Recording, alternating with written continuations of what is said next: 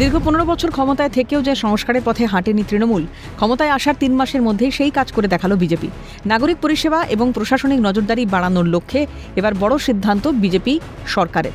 বিধানসভায় পাশ জোড়া পুরসভার সংশোধনী বিল, কলকাতা মিউনিসিপ্যাল অ্যামেন্ডমেন্ট বিল 2026 এবং হাওড়া মিউনিসিপ্যাল অ্যামেন্ডমেন্ট বিল 2026।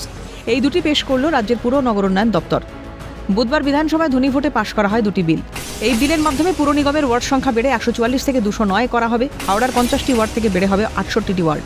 এদিন পুর নগরোন্নয়ন মন্ত্রী অগ্নিমিত্রা পাল বলেন, বর্তমানে কলকাতা পুর নিগমের মোট ওয়ার্ড সংখ্যা 144। পরবর্তীতে পুরো এলাকার ওয়ার্ড ভিত্তিক জনসংখ্যা, বিন্যাস, বসতির ধরন, ভৌগোলিক পরিস্থিতি, অর্থনৈতিক অবস্থার অনেক পরিবর্তন ঘটেছে। এই পরিপ্রেক্ষিতেই জনসংখ্যার বিন্যাস বিবেচনা করে ওয়ার্ড সংখ্যাও পুনর্নির্মাণ জরুরি হয়ে পড়েছিল, তাই এই বিল। বর্তমানে কলকাতা পৌর নিগমের মোট ওয়ার্ডের সংখ্যা 144। কলকাতার সীমার অধীনে জোকা 1 ও জোকা 2 গ্রাম পঞ্চায়েত এলাকাগুলোকে যুক্ত করার পর 2012 সালে কলকাতা পৌর নিগমের ওয়ার্ডের সংখ্যা পুনর্নির্বাস করা হয়।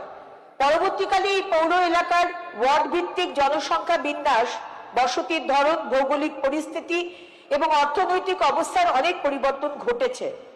এই পরিপ্রেক্ষিতে জনসংখ্যা বিন্যাস বিবেচনা করে ওয়ার্ডের সংখ্যারও পুনর্নির্বাস জরুরি হয়ে পড়েছিল।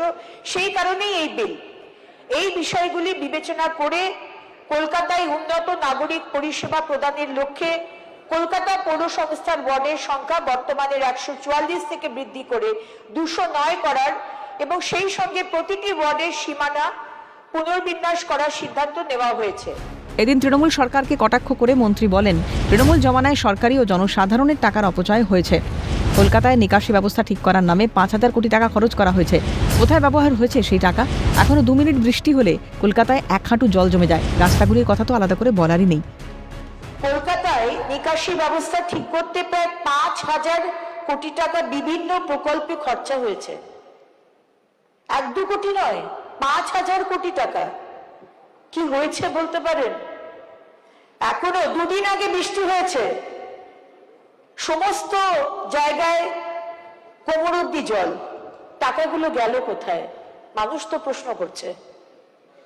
অনেকগুলো পার্কে সৌর বিদ্যুৎ প্রকল্প তৈরি করেছিলেন, কিন্তু তার কোনো রক্ষণাবেক্ষণ হয়নি। ফলে কোনো বিদ্যুৎ উৎপাদনও হচ্ছে কিনা তাও আমরা জানি না। সম্পূর্ণভাবে মানুষের টাকা, সরকারি টাকার অপচয় হয়েছে। এই বিলের জন্য এলাকাগুলিতে আরো ভালোভাবে নজর থাকবে প্রশাসনের। জনসাধারণের সমস্যায় আরো বেশি করে কাজ করতে পারবেন জনপ্রতিনিধিরা, বাড়বে উন্নয়নমূলক কাজ, মত বুদ্ধিজীবী মহলের। ক্যামেরায় জনি মণ্ডলের সঙ্গে খালিদ জামালের রিপোর্ট, ক্যালকাটা নিউজ।